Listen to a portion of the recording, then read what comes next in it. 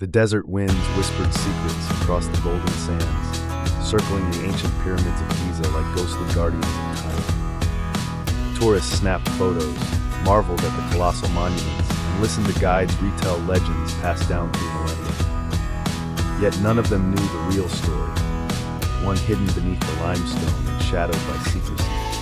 Amira El Nagar, a young and ambitious archaeologist working with the Ministry of Antiquities, was no stranger to the pyramids. She had studied them since childhood, captivated by their grandeur. But now her work was more than academic. Egypt's economy was struggling and tourism, the country's lifeline, had plummeted in recent years due to political unrest and global crises. The government had turned to Amira and her team, hoping that a new discovery would reignite the world's fascination. Late one night, as Amira reviewed satellite imagery of the Giza Plateau, she noticed something unusual. A pattern in the sand, perfectly geometric, just south of the pyramid of Menkaure. She enhanced the image. There it was, an outline resembling a buried structure. The next morning, with special permission and a small excavation team, Amira arrived at the site. After hours of digging, they uncovered a strange stone doorway carved with unfamiliar hieroglyphs. Not Egyptian, but something older, something alien. As dusk settled over the desert, they pried open the door, revealing a narrow shaft descending into darkness. The air grew colder the farther they climbed down. Their torches flickered as they stepped into a chamber filled with artifacts that defied explanation.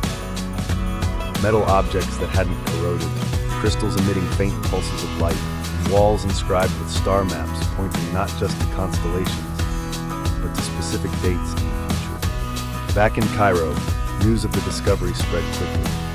The government was cautious but hopeful. They understood the value of mystery and myth. Rather than share every detail, they released enough to spark intrigue.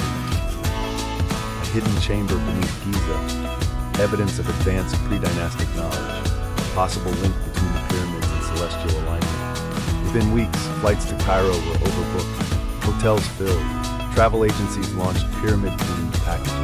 International media swarmed the plateau, tourism surged, pumping millions into the local economy. Souvenir sellers couldn't keep up with the demand. Camel guides tripled their business. Even luxury brands opened boutiques along the way. But Amira was troubled. Something about the chamber didn't feel right. One night, while cataloging artifacts, she uncovered a tablet that none of her team had translated yet. She read aloud the symbols etched into the stone. As she spoke the last word, the room shook violently. Lights went out. A blinding beam shot from one of the crystals straight up through the shaft and into the night sky. Satellite images captured the phenomenon. Conspiracy theorists exploded online. Was it a message, a signal, a warning? Amira and her team were quickly silenced by officials. The government feared panic, and more importantly, they feared losing control of the narrative that was now fueling Egypt's greatest tourism boom in decades. Tourists didn't need to know everything. They just needed to believe and wonder. But Amira wasn't done. She met in secret with a linguist who specialized in proto-languages.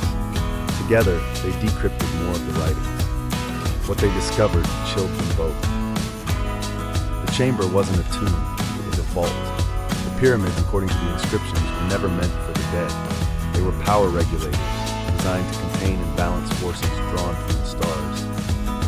And now, Amira had reactivated something ancient. Meanwhile, the economic effects were undeniable.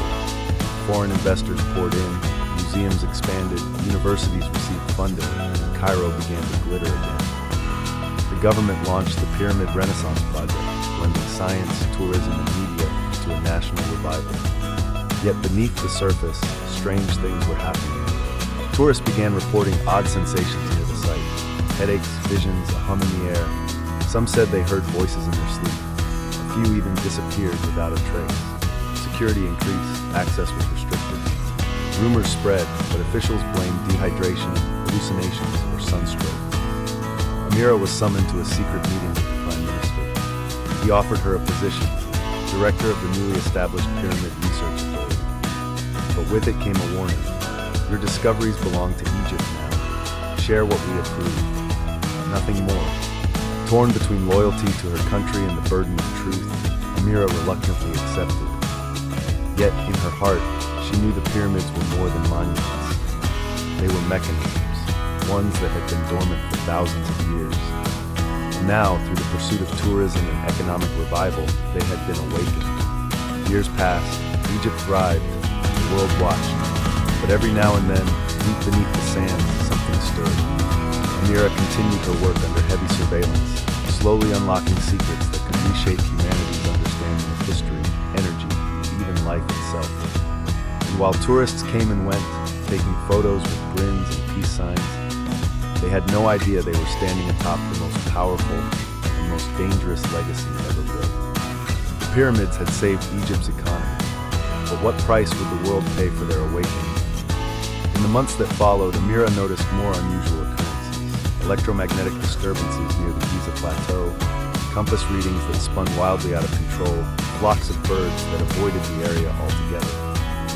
The crystal inside the chamber, once a soft, pulsing blue, now radiated a dull red hue, and a low hum echoed through the underground halls at night. Amira recorded everything meticulously, but she was forbidden to share her findings with anyone outside the Pyramid Research Authority. Still, the Egyptian economy was soaring.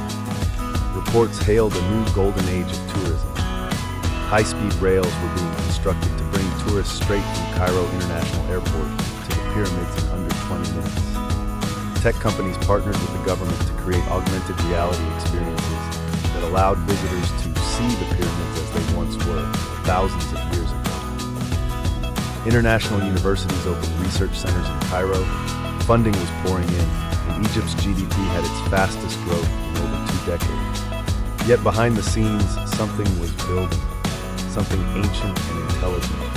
A second chamber was uncovered by accident, construction crews laying foundation for a new luxury hotel near the Sphinx, drilled through a stone corridor buried deep underground. Amira rushed to the site, arriving just as the workers unearthed what looked like a metallic sphere suspended in a column of magnetic force. When touched, it released a vibration that caused every electronic device within a kilometer to fail. It took days for normal activity to resume. The sphere was sealed off, and the government ordered the entire hotel project halted indefinitely.